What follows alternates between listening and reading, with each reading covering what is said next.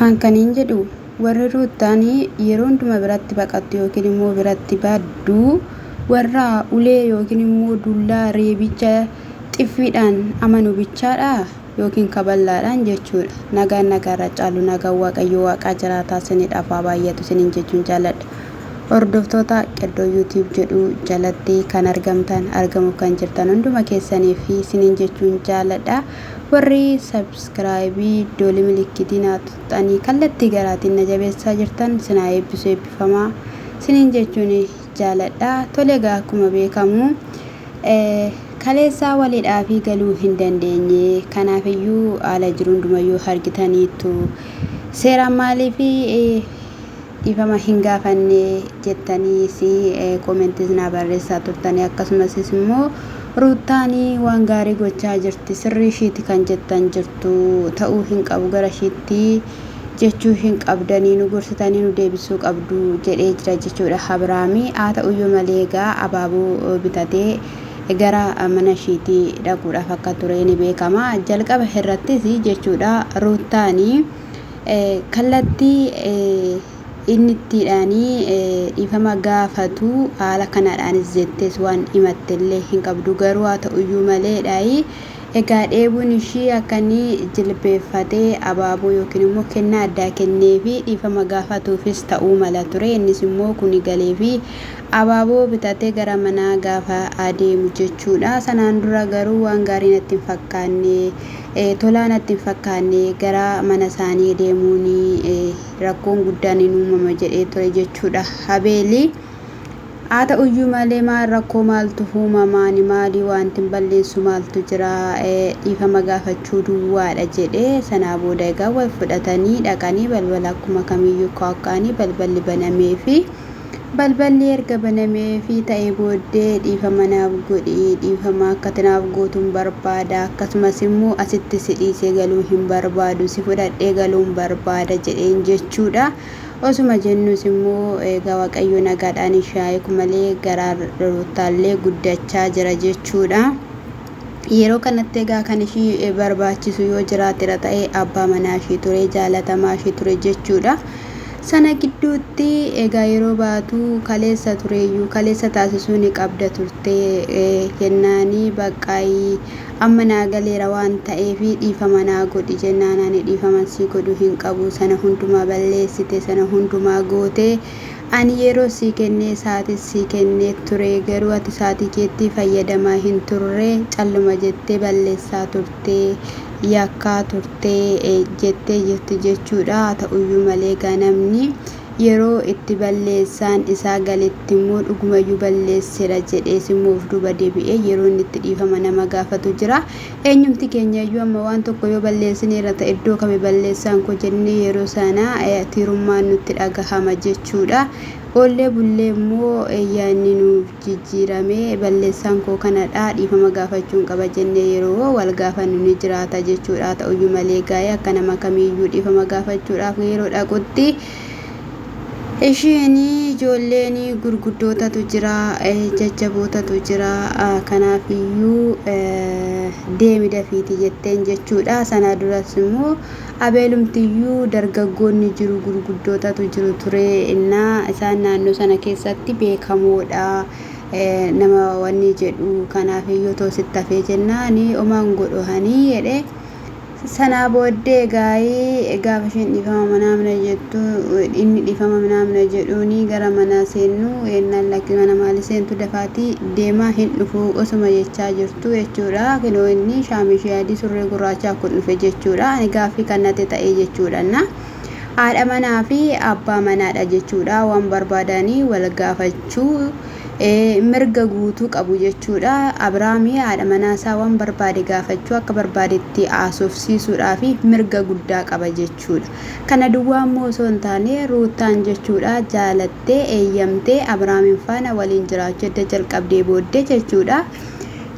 inni ishii sodaachisu hin dhufu saatiin kun saatiin isaan dhufanidha maalidha inni ishii jechisiisu maalidha jechuudha dhaabbattee yaada jiru haala jiru waliin haasa'uu ni danda'ama jechuudha yaadatti yoo ta'e yeroo darbee haala kanaan yeroo daanii fi akkasumallee tsiggee meerii faanaasi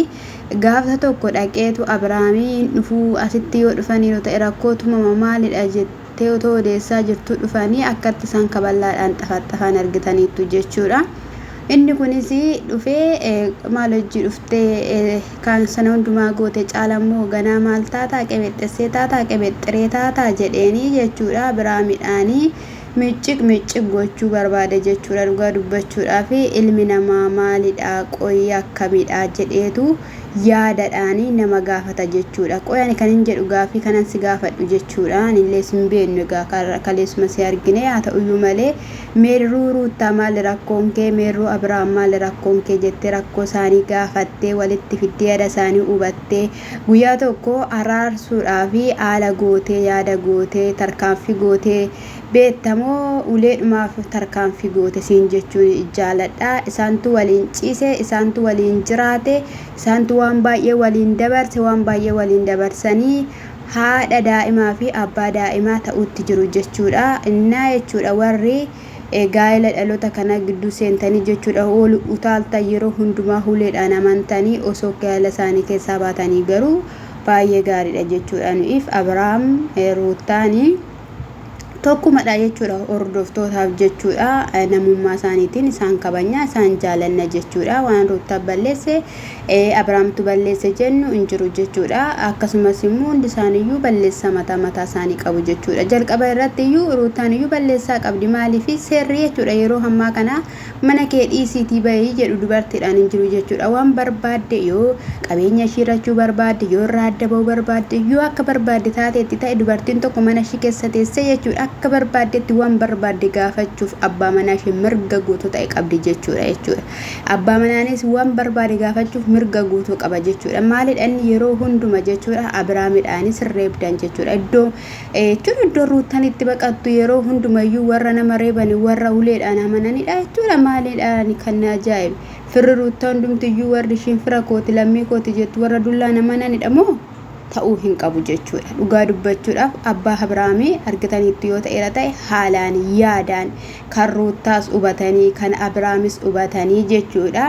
ilma isaanii jechuudha ilma isaaniitti balleessaa faradaniiru eeyyedhe ilma dhiiraatidha hundumayyuu danda'uu qabda jedhaniiruun dhugaadhas immoo dubartii fi dhiirri tokko miti dubartii waan baay'eedhaan sammuun ishii tuqamaa waan baay'ee yaaddii waan baay'ee jechuudha akka ilma dhiiraa miti jechuudha mana ishii keessatti jireenya ishii keessatti fageessitee kan yaaddu dubartiidha yeroo hundumayyuu jechuudha inni kun sirriidha garuu haa ta'uyyuu malee maalidha inni yeroo hundumaa ganna qabaa olla qabaa nan dhiisina jettanii ilma dhiiraa kanatti jechuudha Abrahaam asirratti dhugaa dubbachuudhaaf jechuudha ajaa'iba dhugaa obsinni qabu jechuudha na ilmuma dhiiraati yoo ta'uu baate waan barbaade godhee dhagaallee fuudhee maal ta'ellee lola guddaa keessa galuu danda'a jechuudha garuu yeroo baay'ee Abrahaam hin argitu yoo ta'e namatti dubbatu calluma jedha jechuudha akka gowwaa akka wallaalaa wayii ta'a jechuudha kun immoo baay'ee gaariidha jechuudha bagayyuu rukutiin bagayyuu lola hin uumin jechuudha na isa kanadha meesin maal jettu mee dhugaa dubbachuudhaaf maal jettu sinin jechuun jaaladha yoo ta'eyyuu jechuudha ruuttaanii mana namaa mana dargaggeessaatti akka kootti yeroo hundumaa jechuudha baqachuunis barbaachisaadha jedhee yaadu jechuudha mana kee keessa teessee